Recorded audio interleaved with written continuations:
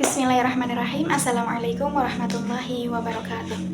Perkenalkan, nama saya Dina Karinda Dewi. Saya mahasiswi dari Prodi Pendidikan Bahasa Arab semester 4. Pada kesempatan kali ini saya akan mempresentasikan sebuah video untuk memenuhi tugas UAS Qawaid Imla wa Khat Arabi dengan judul materi Sejarah, Tujuan, dan Jenis-jenis Khat. Nah, sekarang saya akan menjelaskan terlebih dahulu sejarah khat.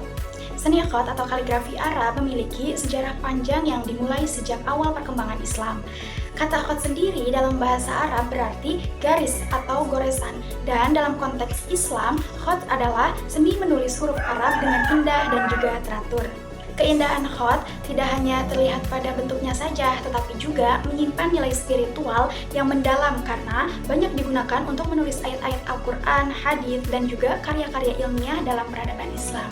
Pada masa awal perkembangan tulisan Arab.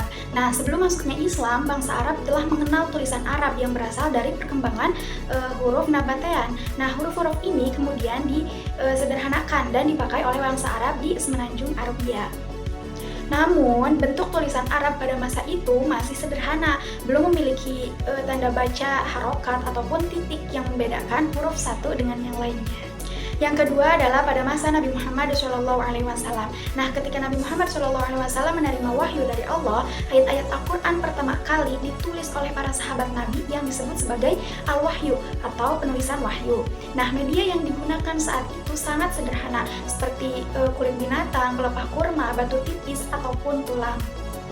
Tulisan Arab pada masa itu belum sempurna, sehingga orang-orang lebih mengandalkan hafalan untuk menjaga kemurnian wahyu. Yang ketiga yaitu pada masa Khalifah Abu Bakar As-Siddiq.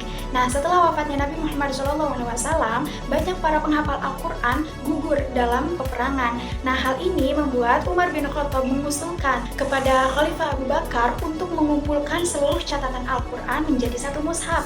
Inilah cikal bakal mushaf Al-Quran pertama yang disusun dalam bentuk buku. Nah, yang keempat adalah pada masa Khalifah Utsman bin Affan.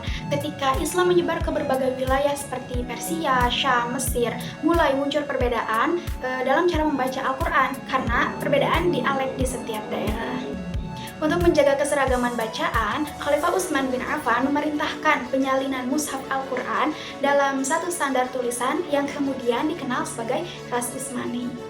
Mushaf ini disebarkan ke berbagai wilayah Islam dan menjadi pedoman penulisan Al-Quran hingga sekarang. Nah, pada masa ini juga dikenalkan tanda baca dan titik untuk membedakan huruf-huruf yang mirip seperti ba, ta, sa, dan lain sebagainya. Poin selanjutnya adalah tujuan khat. Seni khat kaligrafi Arab bukan hanya sekedar tulisan indah yang memanjakan mata saja, tetapi juga memiliki tujuan yang sangat penting baik dari sisi agama maupun budaya. Sejak awal perkembangannya, khat telah menjadi bagian tak terpisahkan dari peradaban Islam. Seni ini bukan hanya dimaksudkan untuk menciptakan huruf Arab saja, tetapi sebagai media yang memiliki nilai spiritual yang tinggi. Nah, berikut adalah beberapa tujuan utama dari seni khat. Yang pertama yaitu menjaga kemurnian Al-Quran. Tujuan paling utama dari seni khat adalah untuk menjaga kemurnian dan keaslian Al-Quran. Dalam tradisi Islam, tulisan Al-Quran harus dibuat dengan sangat hati-hati agar tidak terjadi kesalahan yang bisa mengubah makna ayat. Para kaligrafer memiliki peran besar dalam memastikan setiap huruf yang ditulis sesuai aturan, baik dalam ukuran, proporsi, maupun susunannya. Dengan seni khat ini, Al-Quran bukan hanya terjaga isinya saja, tetapi juga disajikannya dengan keindahan yang membuat membacanya semakin khusyuk. Tujuan yang kedua adalah sebagai media dakwah dan penyampaian pesan. Khat juga digunakan sebagai media dakwah untuk menyampaikan pesan-pesan agama dengan cara yang indah dan juga memikat. Tulisan kaligrafi yang menghiasi masjid, sekolah, hingga rumah-rumah umat Islam berisi ayat-ayat Al-Quran, hadis, ataupun kata-kata yang bijak yang dapat menjadi pengingat akan nilai-nilai agama. Dengan keindahan seni ini, pesan-pesan Islam dapat tersampaikan dengan lebih lembut dan juga menyentuh hati. Tujuan yang ketiga adalah memperindah arsitektur dan lingkungan. Tujuan lain dari seni khat adalah untuk memperindah berbagai bangunan dan lingkungan-lingkungan sekitar. Nah, dalam arsitektur Islam, khat sering digunakan sebagai hiasan dinding masjid, kubah, pintu gerbang, mimbar, bahkan mihrab.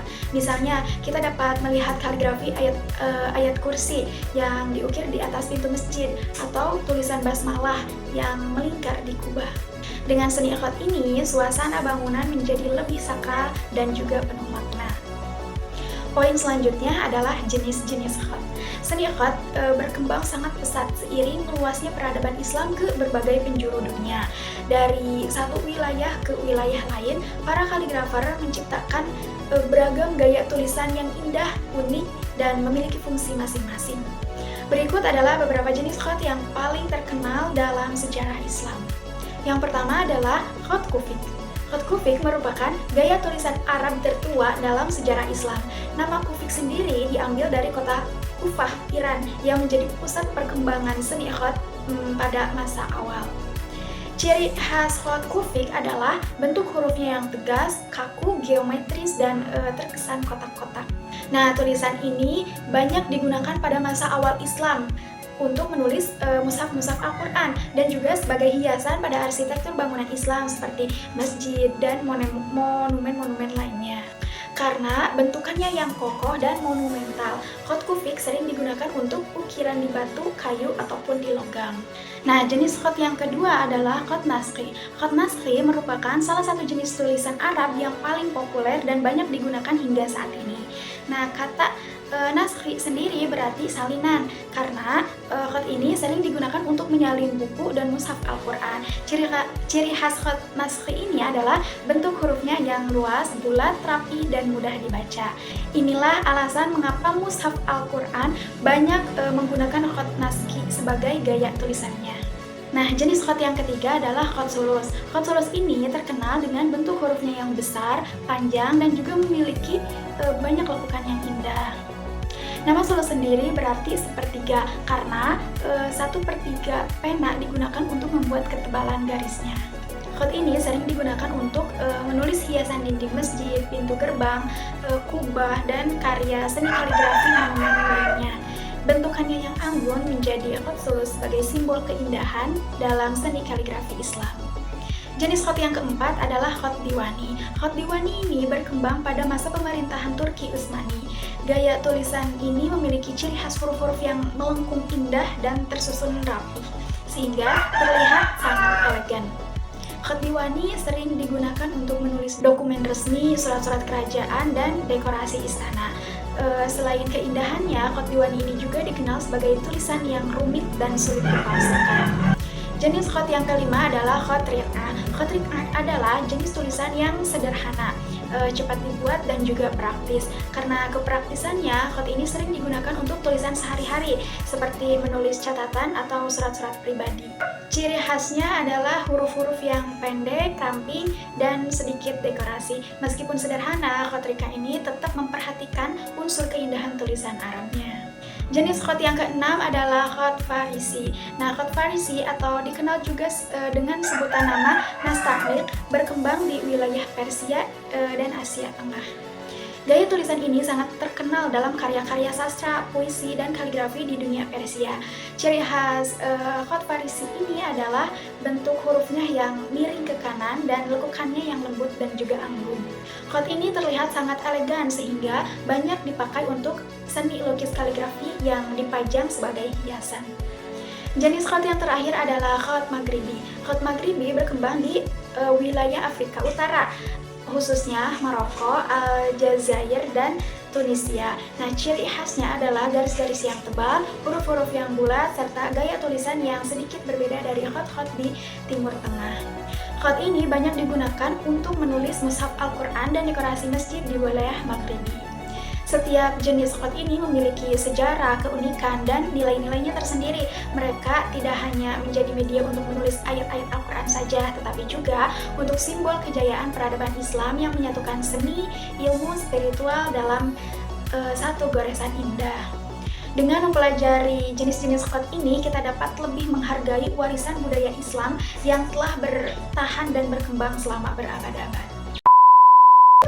Mungkin cukup sekian penjelasan dari saya. Syukran ala ihtimamikum, afwan ala kulli khata'i wal akhir minni. Wassalamualaikum warahmatullahi wabarakatuh.